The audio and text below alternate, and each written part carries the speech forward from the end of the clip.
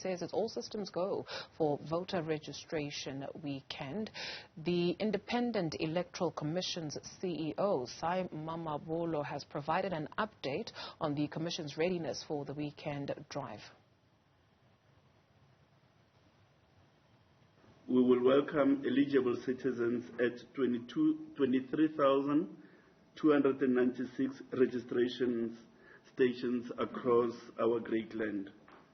The registration stations will operate between 8 and 5 p.m. on both days. Opening of all registration stations this weekend provide equal opportunity to all South Africans to access the voter registration process. The recently released Census 2022 results indicate that our population has grown to 62 million inhabitants, with an estimated 39.7 million voting age population. The voters' roll currently stands at 26.2 million, representing 66% of the estimated voting age population. Okay, let's speak to Newzroom Afrika's Ziyanda Ngcobo, who attended that briefing. Ziyanda, you're standing by to tell us all we need to know, more so about who needs to register this coming weekend. So in terms of the numbers, we have just over 14 million unregistered voters. And so you can register to vote from the age of 16, but of course you won't be eligible unless you'll be eligible, of course, by the time the 2024 elections come. So this briefing was really just to tell us all the registration stations, the voting stations, I should say, will be open.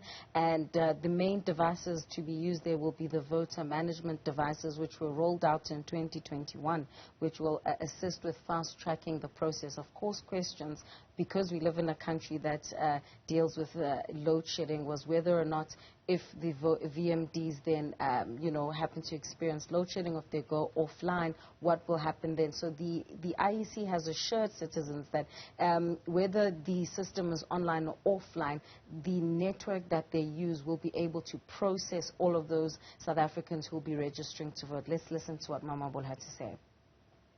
The devices are designed to operate online via an access point network. However, all three applications have been coded to operate offline in a number of instances, including when there is insufficient connectivity with the central database. The interplay between the online and offline modes of the devices will happen without operator intervention. A dry run was conducted on 28 October to access the functionality of the devices as well as the infrastructure that underpins its functionality. Again, optimizations have been effected in the light of the insights arising from the dry run exercise. The IEC is also worried about the delay in the judgment of the Electoral Amendment Bill. I mean, that is mainly for next year, because you'll know that whatever the Constitutional Court determines regarding the two issues that were raised, you'll remember that during those Court hearings, the discussion was around the issue of signatures for independent candidates that is just simply too high. Currently, what is in the Electoral Amendment Act is that you need between 10,000 to 14,000 signatures to be able to qualify. So there was a dispute around that. There was also a dispute around the issue of the number of seats that have been allocated for independent candidates. You'll remember that 200 seats come for Parliament, some come from the provincial list. And so they were arguing that political parties are able to contest for all 400 seats as opposed to independent candidates that are only limited to going directly to Parliament. So when that judgment is handed down, the reason why it's so important, and that the IEC's lawyers, even during those court hearings, emphasized that, you can't rush the court, but the reason why it's quite timeous is because it will determine then how long that list, the ballot paper, is going to be. Because if you reduce the threshold in terms of the number of signatures that you need, it may mean that there's more people who would be qualifying to become an independent candidates. So the debate was around what is the right threshold in terms of the number of signatures that you need. So that will have a material impact in terms of the preparedness of the commission for this election. But insofar as this weekend is concerned, I think it's a big weekend for political parties ramping up their campaigns and really trying to get young people. The youth vote really is what all political parties are targeting, especially with the statistics around voter apathy in the last 2 elections. And so, even questions around voter education were raised with the IEC, and they say they're quite satisfied with the level of information that they've put out there. And now it's basically up to South Africans to make their voices heard. And how? You speak of the level of information. The last time we spoke to the IEC on the program, they mentioned that they had written to the president asking him about an election date, and the sooner the better, we know. Did they give an update in terms of whether they've heard from the president yet?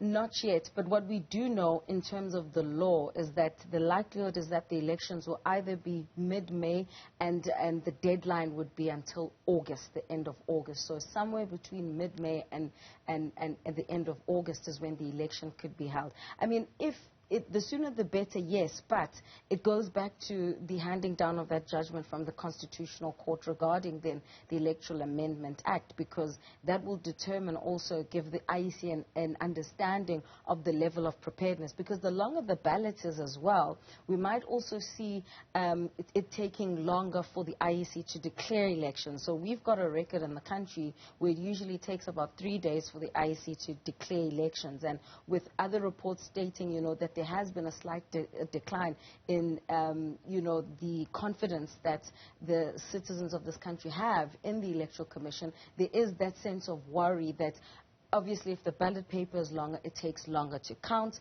and it means they must put more systems in place to ensure the legitimacy of the election, and so it may mean that it may take longer. So a lot is hinging on that Electoral Amendment Act court, that litigation and that judgment being handed down. And so from that perspective, I think the president is also likely waiting for that outcome, because it will affect him as well. Okay, Ziyanda, Ngcobo, thank you very much for that comprehensive update.